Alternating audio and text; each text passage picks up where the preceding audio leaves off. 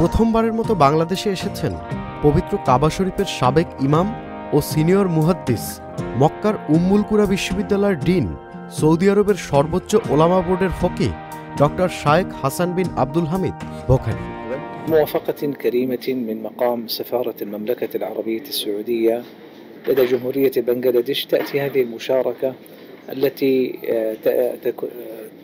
المشاركة استجابة لدعوة الهيئة العالمية للقراءات في بنغلاديش للمشاركة في هذا المؤتمر العالمي لتلاوة وقراءات القرآن الكريم. كتاب الله عز وجل مائدة عظمى تجتمع عليه أمة الإسلام يتحقق فيها أعظم صور الإخاء الإيماني. আন্তর্জাতিক কিরাত সংস্থা বাংলাদেশের মহাসচিব শায়েখ সাদ সাইফুল্লাহ মাদানী বলেন, সফরের প্রথম দিনে তিনি ফেনীর রঘুনাথপুর দারুল উলুম মুহিউস সুন্নাহ মাদ্রাসার 10ম আন্তর্জাতিক সম্মেলনে জুমার নামাজের ইমামতি করবেন।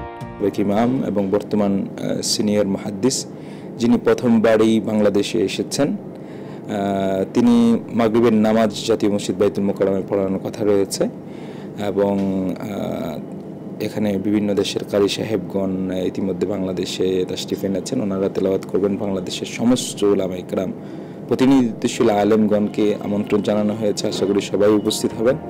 বাইতুল মোকাররমের পূর্ব চত্বরে অনুষ্ঠিতব্য আন্তর্জাতিক সম্মেলনে দেশ বিদেশের গুরুত্বপূর্ণ ব্যক্তিবর্গ সহ সৌদি আরব, মিশর, ইরান, সংযুক্ত আরব আমিরাত, ইংল্যান্ড, ভারত ও পাকিস্তানের প্রখ্যাত ইসলামিক স্কলার ও বিশ্ববরেণ্য কারিগণ অংশগ্রহণ করবেন।